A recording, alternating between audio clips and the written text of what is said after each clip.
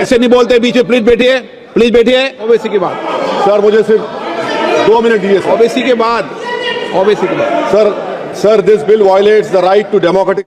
8 विधानसभाएं भी एक साथ नहीं करा पाते हो, मौसम देख के तारीखें बदलते हो। वो लोग बात करते हैं एक देश एक चुनाव की। इस बिल का पुरजोर विरोध करता हूं और आपके माध्यम से देश के जनमानस से कहना चाहता हूं, ये भारतीय जनता पार्टी के लोग तानाशाही लाने के नित नए रास्ते लाते हैं। अगर एक प्रांत के अंदर सरकार गिरती है तो क्या पूरे देश की लोकसभा के चुनाव कराओगे? क्या अगर लोकसभा के चुनाव के चक्कर में उस प्रांत के लोग क्यों सफर करेंगे? अरे चर्चा कर लेना।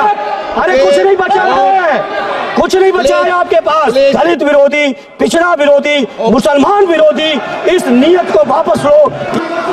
आप प्लीज। मैं इस संविधान के 129वें संशोधन अधिनियम के विरोध के लिए खड़ा हूं। अध्यक्ष जी, मैं समझ नहीं पा रहा हूं, अभी 2 दिन पहले संविधान को बचाने की, संविधान की गौरवशाली परंपराएं की कस्में खाने में कोई कमी नहीं रखी। 2 ही दिन के अंदर संविधान की जो हमारी मूल भावना है, 2 ही दिन के अंदर संविधान का जो हमारा बेसिक स्ट्रक्चर है, 2 ही दिन के अंदर संविधान का जो हमारा संघीय ढांचा है, उसको खत्म करने के लिए संविधान संशोधन बिल लाए हैं। मैं मनीष तिवारी जी से सहमत हूं और अपनी पार्टी और अपने नेता आदरणीय अखिलेश यादव जी की ओर से कहना चाहता हूं, ये बिल पूरे देश के जो अलग अलग भेष भाषाएं, संस्कृति, क्षेत्र की जो मान्यताएं हैं, जो हमारे संविधान निर्माताओं ने बहुत सोच विचार के मंथन अध्ययन करके ये संघीय ढांचा तैयार किया था, राज्यों का गठन भी किया था, संस्कृति के हिसाब से, क्षेत्र के हिसाब से, भाषा के हिसाब से, परिस्थितियों और समय के हिसाब से। मैं नहीं समझता अध्यक्ष जी, मुझे कहने में कोई संकोच नहीं, उस समय के हमारे संविधान निर्माताओं से विद्वान, बाबा साहब भीमराव अंबेडकर से ज्यादा विद्वान इस सदन में अभी कोई नहीं बैठा, मुझे कहने में संकोच नहीं है। और ये संविधान की मूल भावना को खत्म करके कैसे तानाशाही के रास्ते निकाले जाएं, इसके अलावा कोई काम ही नहीं बचा है। आखिर ये मनीष तिवारी जी ने कहा, कई एक विधानसभा के चुनाव अगर कोई अविश्वास आता है, अगर बहुमत नहीं मिलता है, तो क्या पूरे देश का चुनाव कराओगे? पूरे देश का चुनाव कराओगे? और ये लोग एक देश एक संविधान एक चुनाव की बात करते हैं। जो लोग 8 विधानसभाएं भी एक साथ नहीं करा पाते हो, मौसम देख के तारीखें बदलते हो, वो लोग बात करते हैं एक देश एक चुनाव की।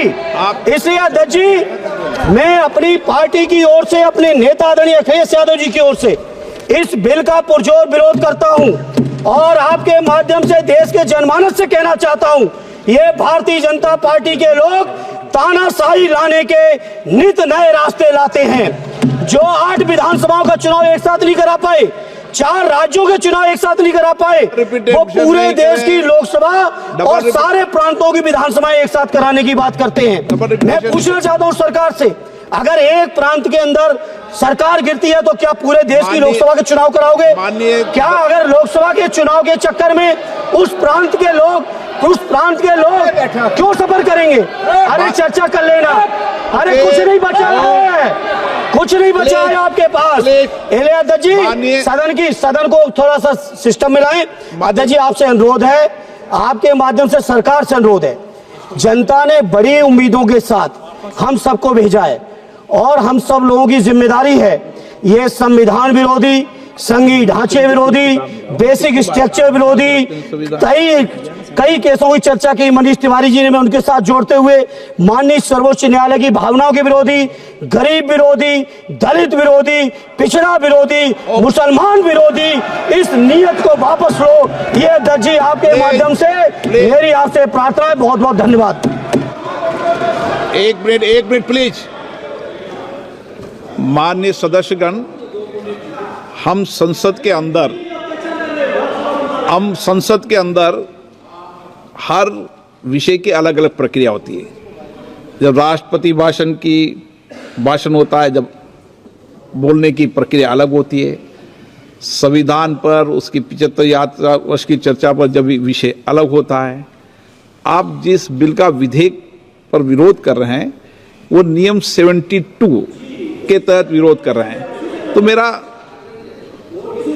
मेरा आप सबसे आग्रह है कि हम संसद की मर्यादा, परंपरा, उसकी चर्चा को उच्च कोटि की बनाए। तो नियमों के तहत 72 में के परिप्रेक्ष्य में आप 1 मिनट प्लीज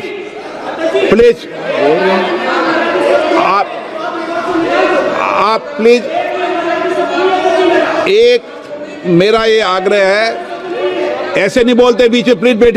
प्लीज बैठिए, ऐसे बीच में नहीं बोलते हैं।